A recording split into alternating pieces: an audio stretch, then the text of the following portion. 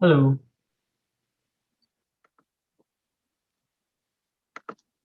Just a second. Um, Where's there we go. I can actually hear you now. Hooray! Hey. So this is now. Okay, so this is. Okay, cool. So if you streaming YouTube, I just want to see how it looks. Uh, it's going a bit weird just now. Was it subjoined or something else? I'm testing it out and now getting audio from so many sources. There we go. I can actually hear you now. Hooray! Hey. Oh, I see. It's a bit. It's quite behind. Oh. Okay. Yeah, sure, whatever. Yeah, I'm in. I'm good, thanks. It's alright. Yeah, it's good, thanks. Alright, how's it going? Hi Dan. I'm going to try to roll from what I was hoping to be sneakier with this, but probably not. Nope, I woke up too early today. Yeah. For once in my life. Apparently going on holiday makes you wake up early. Which I'll quickly change, but I don't have a time to. I've got a meeting in an hour, so that's something, and I've got a page part for them. So, right, I found.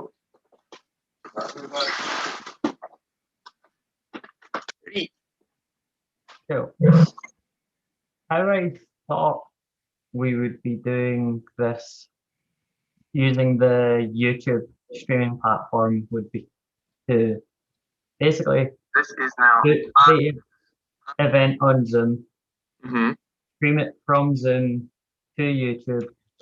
Yep. And then we could potentially embed that YouTube stream link into Slido.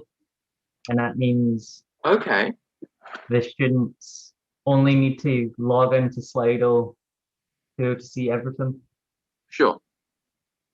But doing a quick measurement now, there is a 30-second delay between anything happening to actually appearing on the Slido app to the point, and I think that might be unusable. That's a shame. Yeah, that is a bit awkward, isn't it? Because then you kind of don't want to like change things around too early or too late and stuff like that because you're going to be waiting a while afterwards, aren't you? Mm-hmm. So I think there's probably some troubleshooting to work out how to, well, how are the students going to be accessing this? Like, are they just going to be like on their laptops or their phones or whatever? What the panelists or The actual audience. I was hoping that it would just be via YouTube, so whatever platform they get it on, phone, laptop, tablet, whatever. So I'm assuming it'll probably all just have access to more than one device. That's true. I suppose it depends because you could have it like full screen, I guess. Yeah, it's a weird logistics thing I was trying to think of because because when we did it before, it required two devices essentially. One that you could do Zoom, and then one that you could submit the questions via your phone. Yeah, But I suppose you, for the most part, you would probably only need two tabs open. It's like if you've got a tab open with YouTube on, say, I suppose if you're doing it on a phone or a tablet, yeah, it's like if you had a PC, you could just do it all in the one thing. yeah, But it's when it's on like a mobile device, you can only really have one thing active at a time, which is the issue. But so my hope would be like all the people attending have some access to a computer, which I don't think is an unreasonable ask for this event. yeah, but still, it's not quite as inclusive as we were hoping. But I'm not sure how to circumvent the very slow stream issue. because Yeah. it's basically passing through one web server to another, to yet another. Hmm. Yeah. And two of them aren't designed to be like a live stream platform. Yeah. Like, yeah, because this is a bit of a hack to begin with, isn't it? Getting Zoom working on YouTube. Mhm. This is mostly to get the conferencing thing. So if you wanted to be able to actually see the panelists, and it also gets the audio from them easily because they'll put it into one audio source and then Hmm. you can feed that to YouTube and it sorts itself. Whereas, say if you were to stream just on YouTube, I have no idea how to get multiple people that are like calling in audio Mm. through to that. Yeah, yeah, I don't really know, I'm afraid. Hmm. It looks cool at least. If you Yeah, go, it looks hella professional, even if I thought the world's worst webcam. Um, so this is like a wee indication of what the actual app would look like, divided into three sections, oh, sure. and then it just be embedded there. Oh, I see. Oh, that's cool. You see the delay. Yeah, that's the point. Hmm. At the very least, it's better than nothing. Hmm. And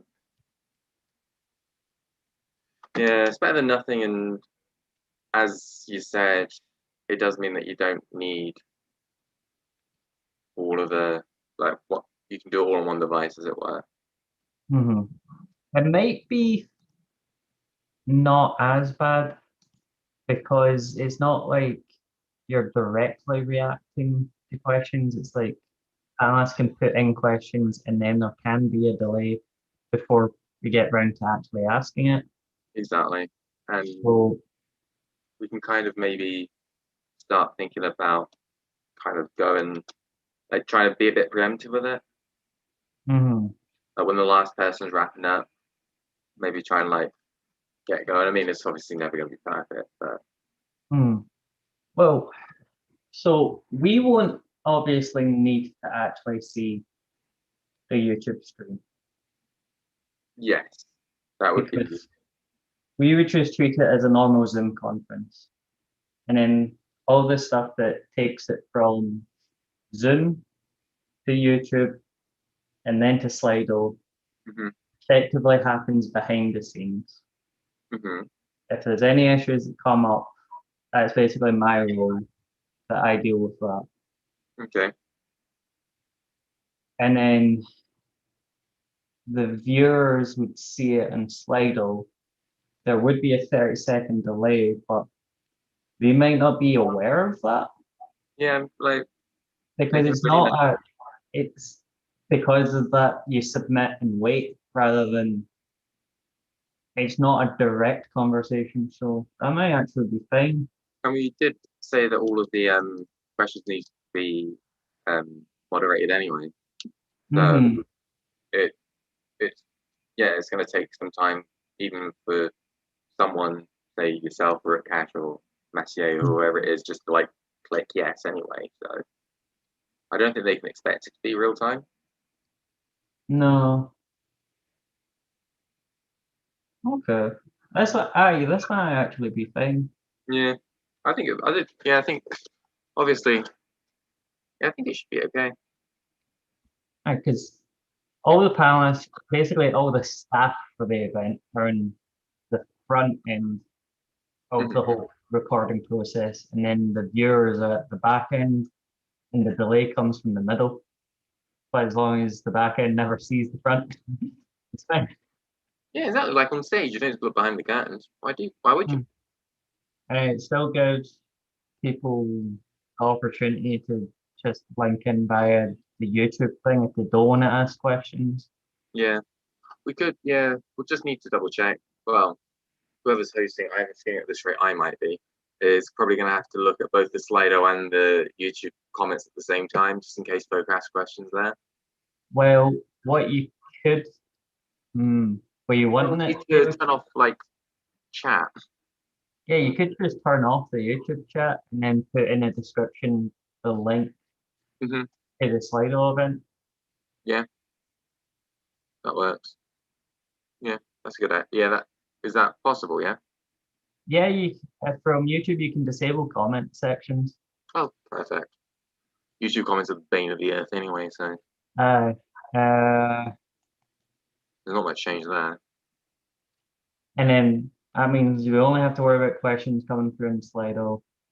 Mm-hmm. You can pull them up on the screen so it's nice and interactive. So, Yep. So you'd end up seeing.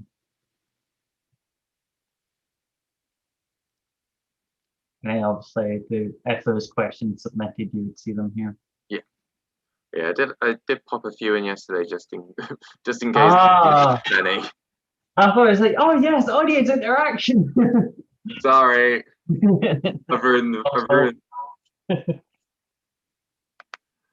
was meant to have said that, but at least you now know. Cool. Yeah, I just put some questions up just in case no one did ask anything, just so that we had something as a show. Yeah. It's always good to like have a couple of buffer questions to begin with. Yeah, exactly. And I'll pop that in the in like the main scope chat if anyone can put up a couple of questions, that'd be great. Okay, so if we're doing this, if I'm making sure like things like if there's any streaming issues that I am able to actively troubleshoot them on the spot, it means that I can't be the one that's sharing the screen for that presentation, because then that's going to end up looking incredibly unprofessional and it's just going to be an absolute nightmare. And then I'm going to get worse at it because I'm nervous because everything I'm doing is appearing on screen. And then also we're seeing behind the curtain that way, which we already said that we don't want to do. So. Yeah, we want it to appear like, oh wow, how the hell did you do that? Yeah, I'm happy to do that. Yeah, I'm happy just to be like in the call, not actually doing anything or hosting if need be. And then is it quite easy because to get things going up with? I suppose. Yeah, because if you what happens is it quite easy to get it going? Basically, is what I'm asking. Yep. So the things are basically already set up. The template's been modified, however it needs to be attached to it. I'm able to set you up as basically a moderator, and moderators are able to display the event, but they can't do any of those live changes. So you don't have to worry about fucking it up by accidentally clicking anything wrong. Okay. Not that it would actually happen because it's a pretty straightforward layout. And all you'd really need to do is bring up that presentation screen. Okay. No questions. Then what happened in the last event was Megan was just reading through the questions, and then I would be the one at the back selecting which one slides up to the top and signing them off. So that's part of what I do. So essentially, you're just if it's you hosting it, it would be you kind of just guiding the conversation. Make sure it doesn't veer too much off track. Make sure everyone gets a chance to put in an input if they have one. And then what was actually quite good with Megan was she kind of went, and the next question is, and then that was a wee audible signal for, okay, my turn. Yeah. No, I like that one. So that should work fine. What I can do is send you the like moderator link to it. Yes, please. You can have a play around, and if you want to maybe have, if there's any issues that come up with you playing around with that today, we can maybe even have another Zoom call today. Sure. Because I'd rather just like get anything identified today to give us, I think maybe an extra day to sort it out. Yeah, that sounds good. I'll give it a try in a bit then. How are you feeling, by the way? Much better than I was. Excellent. I just couldn't be in full attendance to anything because I needed direct access to a bathroom. Oh. Yeah. Oh no. Definitely not COVID though. Took 2 tests, both negative, so that's good. Great. Do you want to maybe see if we can get the people that are going to be on the panel for quick trial out this evening? It would have to. I've got to vanish at 7. I think I've got something to do, like evening. Mm-hmm. But we can maybe pop in for half an hour at 5 o'clock. Yeah, if that suits. Or yeah, I'll try and get them. I'm basically free most of the evening, so Sure. Yeah, I'll try and get back because obviously tech. I'll try and get back in for 5 o'clock. We can do a half-hour thing. I'll double check I can do the so the idea would be on my end anyway, get it for whoever's hosting, have the moderator link up and then share that and get that going on YouTube. Sure. yes. That's So, okay. yeah. So the host would make the Zoom call, share the screen with the Slido presentation, and then also make sure that's streaming to the Scope account on YouTube. Yep. Cool. That makes sense. I think with YouTube it defaults to just saving the recording of the live stream as well. So that's what's done. So yeah, that's absolutely fine. Everyone, as far as I'm aware, everyone said that they're okay with it being recorded. So that's not an issue. But obviously, I don't think anyone from the undergrad society has actually seen this stuff. So if we get to have a quick look at it before it comes up, we may not be as lost. Because you've now probably seen this like 7 times sprinkled throughout meetings. Yeah, exactly. Whereas for some of them, it might be what? Yeah, it's like, oh yeah, it makes perfect sense to us. What the fuck are the green shapes? Oh well. Okay, I think the workflow makes sense. I think it's doable, and I think we know what we're kind of wanting to do next. And I think it makes sense just to get the undergrads to see what the actual event's looking like. So if you're able to just get in touch with them, even if it's just like a couple of them, it's still better than none of them knowing what it looks like. Yep, no, that sounds good. Yep, I'll Facebook message the society and be like, yo, what up? Sweet. Thanks very much. No worries. I'll send you the link in a sec. Ah, perfect. Cheers.